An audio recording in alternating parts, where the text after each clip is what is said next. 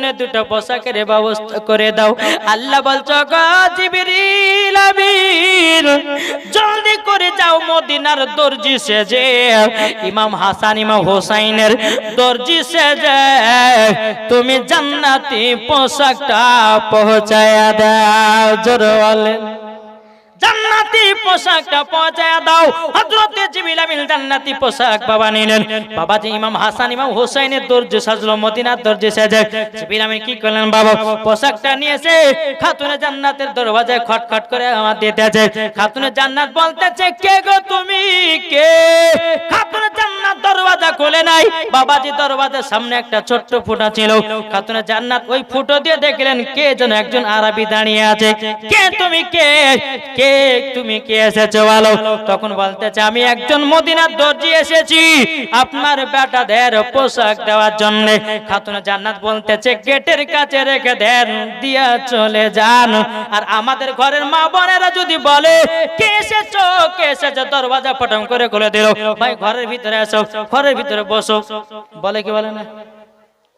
ওগো মা জননী গো পর্দার আড়ালে থাকো, মরার পরে জান্নাতি হওয়া যাবে। এই যে এখন একটা পর্দা করেছে বাবা, সম্পূর্ণ মিথ্যা পর্দা। কি করতে বলেছে সে পর্দা? কি গো এটা সম্পূর্ণ মিথ্যা পর্দা না? বুঝাবো? এটা সম্পূর্ণ মিথ্যা পর্দায়। মায়েরা ভাবছে যে আমরা মিথ্যা পর্দা। যদি বলে জামাল সাহেব এই কথা কেন বললেন? ভাইরা ভাই, আমার নবীজি বলেছে মহিলাদের মাথা থেকে নিয়ে পা পর্যন্ত ঢাকা হলো ফরজ। কোন মায়ের যদি শরীরের অঙ্গ প্রত্যঙ্গ দেখা যায়, কোন মায়ের যদি পিঠ দেখা যায়, কোন মায়ের যদি পেট দেখা যায়, কোন মায়ের যদি লাভি দেখা যায়, কোন মায়ের যদি আপনার কিনা চুল দেখা যায়, কোন মায়ের যদি আপনার জাং দেখা যায়, কোন মায়ের যদি আপনার শরীরের অঙ্গ প্রত্যঙ্গ গুলো দেখা যায়, আমার আল্লাহ বলছে ওই নারীদেরকে জাহান্নামের আগুনে আগুন দিয়ে পোড়ানো হবে। এখন জালসা করছে মৌলবীর সামনে, পর্দার ভিতরে আছো, যেমন জালসা শেষ পর্দাও শেষ। কি গো আমার কথা বুঝতে গেলে একটু ব্রেনটা দরকার আছে। কি বললাম? মৌলবীর সামনে তুমি পর্দা করো, দেওয়ার ভাসুর সামনে খুলে খুলে চলো। কেমন পর্দা করো তুমি? কি গো আমার কথা কি বুঝতে পারছেন? ও মা জননী, পর্দা যদি করতে হয় রাস্তাতে পর্দা করো, পর্দা যদি করতে হয় ঘাটেও পর্দা করো, পর্দা যদি করতে হয় শহরে পর্দা করো, পর্দা যদি করতে হয় বাজারে পর্দা করো, পর্দা যদি করতে হয় গ্রামে পর্দা করো, পর্দা যদি করতে হয় আলেমের সাথে পর্দা করো, পর্দা যদি করতে হয় যুবক ছেলেদের কাছে পর্দা করো, পর্দা যদি করতে হয় বড় ভাসুর সামনেও পর্দা করো। নাইলে পরে জালসাতে এসে একটা পর্দা টেঙে দিয়েছ, মুলবিকে দেখাচ্ছ আমরা পর্দা বলে। মাগো মা সবই বুঝি, লজ্জায় কিছু আমরা বলি না। কি গো এটা কি পর্দা? আমার কথা বুঝতে পারছেন? এই পর্দাটা তখনই সঠিক হতো যখন মহিলারা রাস্তাতে পর্দা করত। এই পর্দাটা তখনই সঠিক হতো যখন ঘাটে পর্দা করত, বাজারে করত, শহরে করত, গ্রামে করত, তখন এই পর্দাটা ঠিক ছিল। কি গো ঠিক না? একজন মহিলা তার বিটিকে বলছে বিটি চল, মৌলভী সাহেবরা বলেছে যে মহিলাদের মাথা থেকে নিয়ে পা পর্যন্ত ঢাকা ফরজ, চল পুকুরে গোসল করতে যাই। মা পিটিতে গোসল করতে গেছে, তো মা বলছে পিটি এক কাজ কর, উপরে দাঁড়া, আমি গোসল করবো, কেউ যদি আসে তো একটু গলা খেকাড়ি দিস। ঠিক আছে মা যাও গোসল করতে যাও। মা পুকুরে গোসল করছে, পিটি উপর দাঁড়িয়ে আছে। কিছুক্ষণ পর মা একজন আসে, বলে কে? বলছে ওই পাড়া আব্দুর রহমান। যাই তো কুয়ার কথা বলেছি, ওটা আমাদের চাচা হয়। একটা চলে গেল। আবার কিছুক্ষণ পর বলছে মা আর একজন আসছে, বলে কে? বলে ওই পাড়া আব্দুর রহমান। ওইটা আমাদের খালাতো ভাই হয়, তো কুয়ার কথা বলেছি আমি। দুইটা চলে গেল। আবার তিনবার বেড়াতে বলছে মা আর একজন আসছে, বলে কে? বলছে মসজিদের ইমাম সাহেব। যেমন বাবা ইমাম সাহেব বলেছে এমনি ভাবে আপনার পর্দা করেছে, মনে হচ্ছে বাবা 4 খলিফার পীরা নিয়ে এসেছে। কি গো চাচার সামনে পর্দা হলো না, খালাতো ভাইয়ের সামনে পর্দা হলো না। আর যেমনই মসজিদের ইমামকে দেখেছো 3 হাতের ঘন্টা নামিয়ে দিয়েছো, এটার নাম পর্দা না গো। ও মা জননী, যেমন ইমামের কাছে তুমি পর্দা করেছো, তোমার দেওয়ার ভাসুর গেরাম শ্বশুর বিশুর সবার সামনে তোমাকে ওই রকম পর্দা করা দরকার। নাইলে পরে তুমি বলতেছো জালসাতে যাব পর্দা টাঙিয়ে দেব, মৌলানা সাহেব বুঝবে গ্রামের মানুষেরা পর্দাওয়ালি আছে। কেউ পর্দাওয়ালি না, সবাই বেপর্দাওয়ালি। কি গো, কথা ঠিক বলছি না ভুল বলছি? হ্যাঁ, আমার কথা শুনতে হয়তো কিছু কিছু খারাপ লাগতে পারে, কিন্তু এটাই হক। আল্লাহ বলছে কুল জাল হাকু ওয়া জাহাকাল বাতিলু ইন্নাল বাতিলা কানা জাহুকা। সত্য এসেছে, মিথ্যা ধ্বংস হয়ে গেছে। যারা সত্য পথে চলবে আল্লাহ খুশি হবে, যারা মিথ্যা পথে চলবে শয়তান খুশি হবে। কি গো, ঠিক না? আমার কথাকে বুঝতে পারছেন? বাবাজি চলুন বেরাদার ইসলাম মুআদ্দাস সামানে কিরাম, খাতুনে জান্নাত বলছে কে এসেছেন দরওয়াজার কাছে রেখে দেন, বিদায় নেন। বাবাজি হযরতে জিবরিল আমিন বেরাদার ইসলাম পোশাকটা রেখে দেয়া হলো। খাতুনে জান্নাত দরওয়াজা খুলতেছে, বাবা দুটো সাদা পোশাক জোরওয়ালে, দুটো সাদা পোশাক। ইমাম হাসান ইমাম হোসেন ঈদের মাঠে নামাজ পড়তে যাবে, চোখের পানি ফেলে বলছে মা গো আমাদের কি নতুন পোশাক আসবে রা গো মা জননী। খাতুনে জান্নাত বলছে বেটা গো আমি তো তোমাদেরকে কথা দিয়েছি, তোমার নানাজু বলেছে পোশাকের ব্যবস্থা হয়ে যাবে। ও গো বেটা দেখো তোমাদের জন্য নতুন নতুন পোশাক নিয়ে এসেছি। পোশাকের কালার ছিল বাবা সাদা, পোশাকের কালার ছিল বাবা সাদা। খাতুনে জান্নাত কি করলেন, একটু পানি বাবা নিল, পানি নেওয়ার পরেও পোশাকে একটু পানি ছিটাইয়া দিল। আল্লাহর একে কদরাত, দুটি পোশাকের রং আলাদা আলাদা হয়ে গেল। একটি রং হলো বাবা লাল, একটি রং হলো বাবা সবুজ বর্ণ। এদিকে খাতুনে জান্নাত দেখার পর অবাক হয়ে গেল, আল্লাহ গো এই পোশাকের রং তো সাদা ছিল, দুটা কালার হলো কেমন করে, আমরা তো বুঝতে পারি না। এদিকে বাবা যে মুসলমান ভাইরাও, ইমাম হাসান বলছে মা গো আমি লাল কালারটা নিব। ইমাম হাসান বলছে মা গো আমি সবুজ কালারটা নেব। ইমাম হোসেন বলছে মা গো আমি লাল কালারটা নেব। এদিকে দু ভাই নতুন পোশাক পরে নিয়েছে। বাবা আমার নবী মুস্তাফা তিনার হুজরা মুবারক থেকে বাড়িয়ে বাবা টুক টুক টুক টুক করে খাতুনে জান্নাতের বাড়িতে এসে বলছে ও বিটি ফাতেমা গো আমার নওয়াসায়ে রাসূলেরা কি সেজেছে। খাতুনে জান্নাত বলছে আব্বা গো আমি রেডি করে দিয়েছে, জোরে বলেন সুবহানাল্লাহ। এদিকে আমার নবী মুস্তাফা বাড়ির ভিতরে প্রবেশ করেছে। এদিকে খাতুনে জান্নাত বলছে মা ওগো আব্বা জান আপনার কাছে একটা কথা আবেদন করব, একটা কথা আমি জানতে চাই। বলে বিটি কি কথা জানতে চাও? ওগো আব্বা জান কে জানো আমার বেটাদের পোশাক দিয়ে গেল। আমার নবী বলছে বিটি ফাতেমা ওটা কেউ নয় গো, ওটা ছিল হযরতে জিবরিল আমিন, তোমার দুই বেটার পোশাক দিয়ে গেছে। আব্বা গো আমি তো দেখলাম আমার বেটাদের পোশাকের রং ছিল সাদা, কিন্তু গো আব্বা জান যেমনই পানি ছিটা দিলাম দুটি পোশাকের রং আলাদা হয়ে গেল গো আব্বা। আমার পানিতে কোনো রং ছিল না গো আব্বা, আমি শুধু পানি ছিটিয়েছি ওই পোশাকের রং যেন আলাদা হয়ে গেছে। আমার নবী মুস্তাফা চোখের পানি ঝরঝর করে ফিরে বলছে বিটি গো ও গো বিটি এটার বিশাল বড় একটা রহস্য আছে। খাতুনে জান্নাত বলছে আব্বা জান একবার আপনি বলুন না গো আব্বা জান, আপনি বলুন গো আব্বা গো কি রহস্য আছে। আমার নবী বলতে বিটি ফাতেমা দেখেছো ইমাম হাসান নিয়েছে সবুজ কালারের পোশাক আর ইমাম হোসাইন নিয়েছে লাল পোশাক। ওগো বিটি ফাতেমা যেদিন কারবালাতে ইমাম হোসাইন যুদ্ধ করতে যাবে গো, কারবালাতে যেদিন যুদ্ধ করতে যাবে গো ইবনে জিয়াদের লোকেরা সীমারের লোকেরা ইমাম হোসাইনকে রক্ত লালে লাল করে দেবে গো বিটি। ওগো বিটি ফাতেমা, ওগো বিটি ফাতেমা, তার জন্য ইমাম হাসান লাল পোশাকটা নিয়েছে। ওগো বিটি ফাতেমা, ইমাম হাসান আপনার কিনা সবুজ কালারটা নিয়েছে। ইবনে জিয়াদের লোকেরা ইমাম হাসানকে বিষ পান করে দুনিয়া থেকে বিদায় করবে। গো বিটি ফাতেমা কাতুনে জান্নাত চোখের পানি ফেলা বলছে, আব্বা গো আমার বেটা ইমাম হুসাইন কারবালাতে শহীদ কেন হবে গো? আমার নবী বলছো গো বিটি ফাতেমা, ইমামে হুসাইন কারবালাতে শহীদ হবে ইসলামকে জিন্দা রাখার জন্য, কোরআনকে জিন্দা রাখার জন্য, ইজমাকে জিন্দা রাখার জন্য, মসজিদকে জিন্দা রাখার জন্য, মাদ্রাসাকে জিন্দা রাখার জন্য, ওলিদেরকে জিন্দা রাখার জন্য ইমামে হুসাইন কারবালায় শহীদ হয়ে যায়। বাবা যে মুসলমান ভাইরাও, এ সোনা মানিকেরাও, খাতুনে জান্নাত বলছে, বলো আব্বা গো আমার বেটা ইমাম হুসাইনকে কারবালায় দান করে দিলাম। জোরে বলেন। বাবাজি মুসলমান ভাইরাও, সোনা মানিকেরাও, আমার নবী বলছো গো বিটি ফাতেমা আমাদেরকে ঈদের মাঠে নামাজ পড়তে হবে গো বেটে, আমাকে দাও নামাজের রসুলগুলোকে দাও। বাবাজি ইমাম হাসান ইমাম হোসেন বাবা নবীজি দুই কাঁধের উপরে উঠে গেছে। জোরে বলেন। দুই কাঁধে বাবা উঠে গেছে আর বাবা চলতে লেগেছে।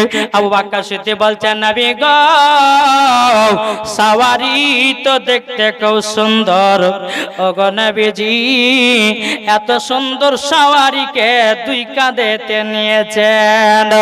আমার নবী বলতেছে গো বকর সিদ্দিক ইনারা সওয়ারি ভালো হবে না তো কি, কারবালার মাঠে শহীদ হইয়া ইসলামকে জিন্দা করবে। জোরে বলেন সুবহানাল্লাহ। এদিকে বেরাদান ইসলাম মুআজ্জাজ সামানিকরাও, আবু বকর সিদ্দিক বলছেন, নবী গো ওগো দয়াল নবীজি, ওগো দয়াল নবীজি ইমামে হোসেন কারবালাতে শহীদ হয়ে যাবে গো নবী গো। ওগো দয়াল নবীজি একবার বলুন না কোন বয়সে শহীদ হয়ে যাবে? আমার নবী বলতে চায়, আমার আবু বকর ইমামে হোসেন শহীদ হবে 53 বছর 5 মাসে। জোরে বলেন। বাবাজি এটাই হলো গায়েবের সংবাদদাতা নবী। যেই নবী আমার 53 বছর আগে কি ঘটে আমার হাবিবুল্লাহ বলতে পারে, আর এটার নামই হলো গায়েবের সংবাদদাতা নবী। জোরে বলেন। যারা বলে নবী গায়েব জানে না, যারা বলে নবী পড়তে জানে না, যারা বলে নবী আপনার কিনা দুরূদ পড়া যাবে না, যারা বলে নবীর প্রতি ক্যাম করা যাবে না, তারা হলো বাবা ইয়েজিদি মুসলমান। আর যারা বলে নবীর প্রতি দুরূদ পড়া চলবে, ক্যাম করা চলবে, যারা বলে বাবা যে মুসলমান ভাইরাও ইমাম হাসান ইমাম হোসেনকে মোহাব্বত করা চলবে, তারাই হলো হোসাইনি মুসলমান। জোরে বলেন সুবহানাল্লাহ। দুই কাঁধেতে ইমাম হাসান ইমাম হোসেন বাবা চড়ে গেছে। আর কেউ বলতেছে কি জানেন, দুই কাঁধেতে চেপে আছে ইমাম হোসেন ও হাসান, ধীরে ধীরে চলেন নবী ঈদগাহ ময়দান, ধীরে ধীরে চলেন নবী ঈদগাহ ময়দান। দুই কাঁধেতে চেপে আছে ইমাম হোসেন ও হাসান, ধীরে ধীরে চলেন নবী ঈদগাহ ময়দান। কাল সকালে ঈদের নামাজ পড়ব মা জননী, এখনো কি নতুন পোশাক কিনা আমাদের হয়নি, কিনা আমাদের হয়নি। জান্নাত রানী মা ফাতেমা ওগো করোনা বয়ান, ধীরে ধীরে চলেন নবী ঈদগাহ ময়দান, ধীরে ধীরে চলেন নবী ঈদগাহ ময়দান। দুই কাঁধেতে চেপে আছে ইমাম হোসেন ও হাসান, ধীরে ধীরে নিয়ে চলেন নবী ঈদগাহ ময়দান। জোরে বলেন। ঈদের মাঠে যখন পৌঁছানোর পরে বাবা আমার নবী মুস্তাফা ঈদের মাঠে নামাজ সমাপ্ত করে বাবা শুরু করে দিয়েছেন। শুরু করে দেওয়ার পরে আমার নবীজি ডান দিকে সালাম ফিরিয়েছে, আসসালামু আলাইকুম। যখন বাবা সালাম ফিরিয়ে দিয়েছে, ডান দিকে সালাম ফিরালো, বাম দিকে সালাম ফিরালো। বাম দিকে যখন বাবা সালাম ফিরেছে, আমার নবীজি চোখের পানি ঝরিয়ে ঝরিয়ে কান্না করতেছে। বাবা সমস্ত সাহাবীরা বলছে, নবী গো, খুশির দিনে এত চোখে পানি কেন গো নবী গো?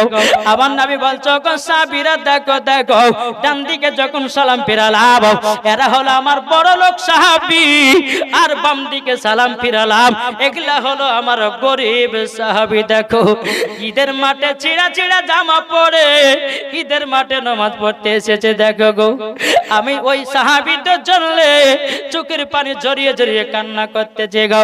ওগো আমার সাহাবীরা, আমার কত উম্মত আছে গো, তারা ঈদের মাঠে নতুন পোশাক পরতে পাবে না, ছিঁড়া ছিঁড়া কাপড় পরে ঈদের মাঠে নামাজ পড়তে যাবে গো। আমার নবী মুস্তাফা আল্লাহর দরবারে হাত তুলে বলতে চাল্লাও, ওগো রব্বুল আলামিন, আমার বাম দিকের সাহাবীদেরকে জান্নাতি লেবাস পরায়া দিও। জোরে বলেন। বাম দিকের সাহাবীরা বলছে, হুজুর আমরা কি দোষ করেছি যে আমরা জান্নাতি পোশাক পরতে পাবো না? হুজুর গো একবার আপনি বলুন না, আমরা কেন জান্নাতি পোশাক পাবো না? আমার নবী বলতে চায়, সাহাবীরা তোমরা শুধু নিজে নিজেরই বুঝেছো, তোমরা যদি জান্নাতি লেবাস যদি পরতে চাও, গরিব গরিব সাহাবীদেরকে নতুন জামা কাপড় দেবা, তোমরা জান্নাতি পোশাক পাওয়া। জোরে বলেন। ও ভাই, আপনাদেরকে বলতে চাই রে বাবাজি, এই যে রমজান মাস আসতেছে, কত হাজিরা বাবা মক্কাতে চলে যায় রমজান মাস কাটাবার জন্য। বাবাজি 2 লাখ টাকা 3 লাখ টাকা ফোরাই না, কত হাজিরা চলে যায়। বলে 1 মাস রমজান মাসে রোজা করব মক্কাতে, 1 মাস রোজা করব আপনার কিনা মদিনাতে, এই বলে বাবা 3 লাখ টাকা খরচা করে বাবাজি মক্কা মদিনাতে চলে যায়। ওরে ভাই, তুমি একবার চিন্তা করো, তোমার বাড়ির পাশে একজন গরিব ঠিক মতো খেতে পায় না, জামা পরতে পারে না, তোমার বাড়ির পাশে একজন ব্যক্তি ইফতার করতেছে শুকনো মুড়ি দিয়া, আর তুমি 3 লাখ টাকা খরচা করে মক্কাতে গেলে রোজা করতে। আল্লাহ বলছে, বান্দারে বান্দারে, তোমার রোজা কবুল হবে না, বাড়ির পাশের মানুষকে দেখো তারপরে হজে যাও। এটাই হচ্ছে আমার নবী মুস্তাফার আদেশ। জি, এখনকার মানুষ বাবা যে বহুত আছে, নিজে খায় কিন্তু পরকে দেখে না, আছে না? গরিবের দিকে খেয়াল রাখুন। গরিবেরা তারা ঈদের দিনে নতুন পোশাক পরতে পারছে কি পাচ্ছে না? বাবাজি মুসলমান, তারা ইফতারের সময়তে ভালো মন্দ খাবার খেতে পাচ্ছে কি পাচ্ছে না, তাদের খোঁজলেন। আল্লাহ আপনাকে মহব্বত করবে, আল্লাহ আপনাকে ভালোবাসবে, আর ইনশাআল্লাহ আপনার বাড়িতে আল্লাহ বরকত দান করবে। জোরে বলেন। তাহলে বাবাজি মুসলমান সোনামানিক, এখন বলুন, বাড়ির পাশে একজন গরিব ব্যক্তি হয়ে একজন বড় লোক যদি থাকে, আর সেই যদি আপনার কত রকমের ফলমূল দিয়ে যদি ইফতার করে, আর ওই গরিব মানুষটা যদি শুকনো মুড়ি দিয়ে যদি ইফতার করে, তো রোজা কবুল হবে? কি গো, কবুল হবে? কবুল হবে না। বাপ একবার চিন্তা করুন, গরিবের একবার হকটা আদায় করুন, গরিবদেরকে একটা পোশাক কিনে দিন, কত আনন্দ হয় জানেন? একটা ঈদের মাঠে যখন নতুন পোশাক পরে একজন গরিব ভাই যখন যাবে, তার মনে একটা বাবাজি এতটাই খুশি হয়, আনন্দ হয়, ওই আনন্দটা আমার আল্লাহ দরবার আরশ পর্যন্ত হাসে। জোরে বলেন।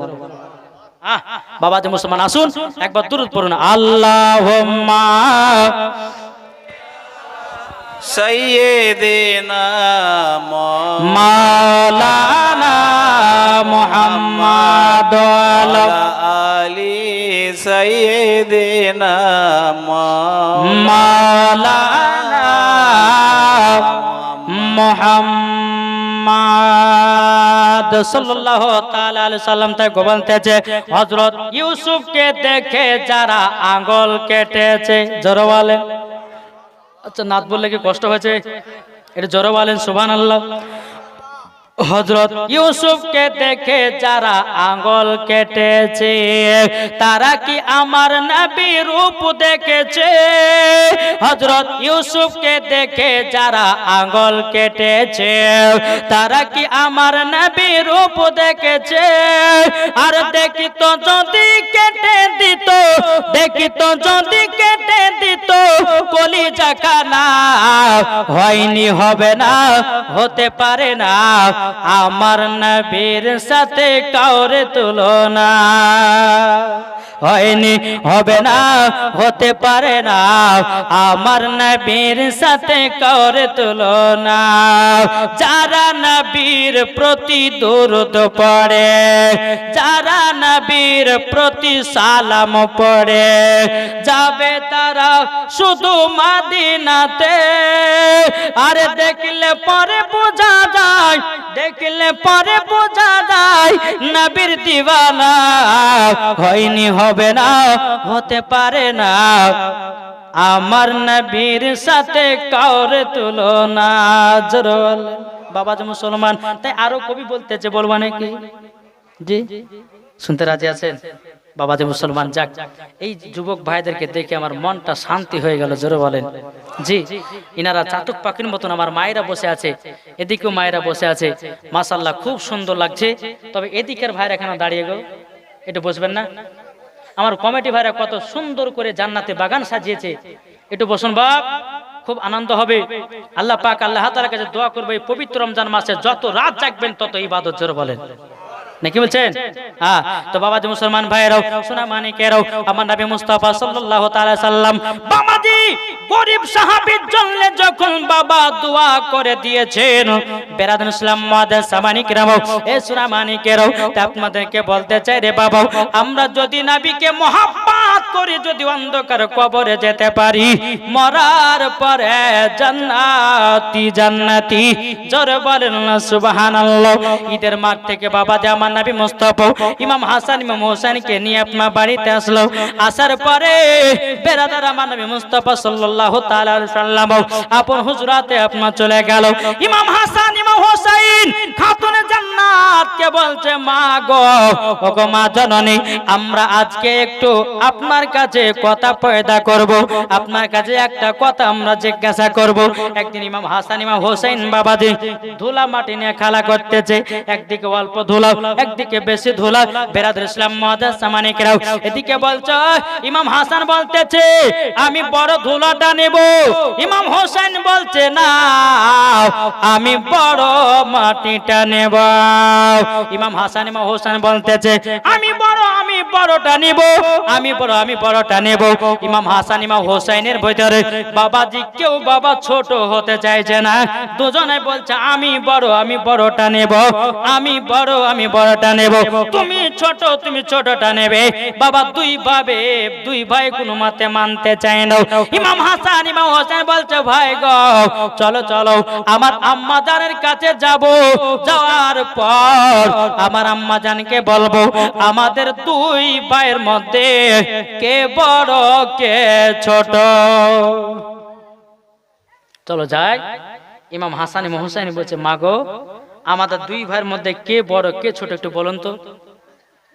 তাই কবি বলতেছে, এ খোদা হাসান হোসেন করতেছে বায়ান, এ খোদা হাসান হোসেন করতেছে বায়ান, কারি মদের কারি বড় শান, ইমাম হোসেন হাসান, এ খোদা হাসান হোসেন।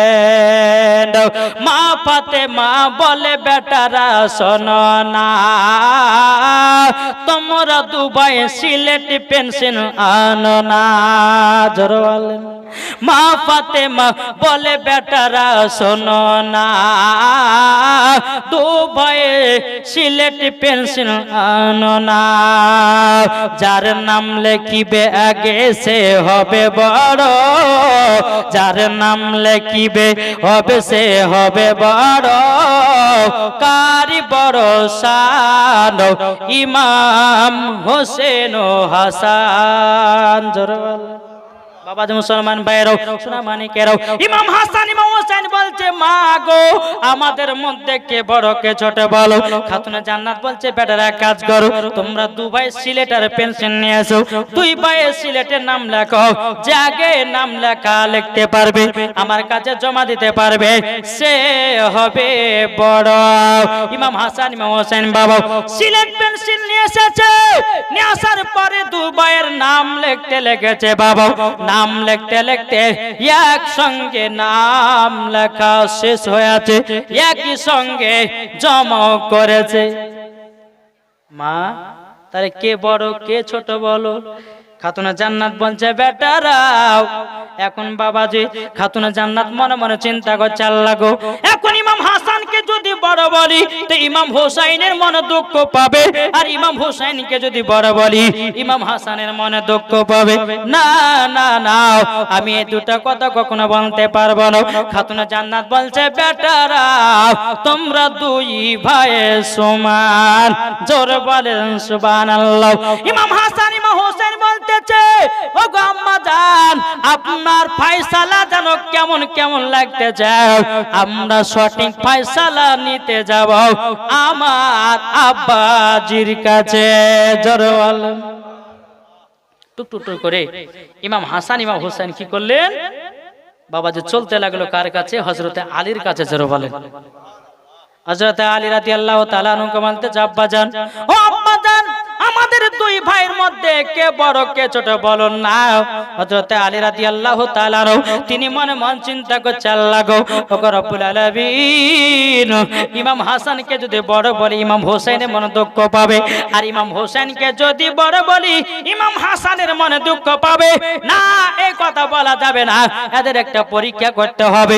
তখন বলো বেটারা তোমরা শোনো গো, তোমাদের একটা পরীক্ষা করা হবে, এই পরীক্ষাতে যে ফার্স্ট হবে সেই হবে বড়। আব্বা কি পরীক্ষা? তখন বলছে বেটা ওই যে একটা ডালিমের গাছ দেখা যায়, বেদানার গাছ দেখা যায়, ওই বেদানা গাছ থেকে তোমরা দুই ভাই দুটা ডালিম নিয়ে এসো। জোরে বলেন। ওই বেদানা গাছ থেকে দুই ভাই দুটা তোমরা ডালিম নিয়ে এসো। ডালিম নিয়ে আসার পরে তোমরা ডালিম গুলো কাটো, কাটার পর তোমরা দুই ভাই ডালিমের দানা গুলো গনো, যে আগে গোনা শেষ করবে সেই হবে বড়। জোরে বলেন। বেদানা নিয়ে এসেছে, বেদানা গুলো ছাড়িয়ে দানা গুলো ছাড়িয়ে বাবাজি দুই ভাই আপনার গুনতে লেগেছে, একটা দুটো তিনটে করে গনতে গনতে গনতে গনতে বাবাজি দুই ভাই একই সমান গনা করেছে, দুই ভাই একসঙ্গে আপনার গনা বন্ধ করে দিয়েছে। তখন বলছে আব্বা গো আমাদের তো গনা শেষ হয়ে গেল।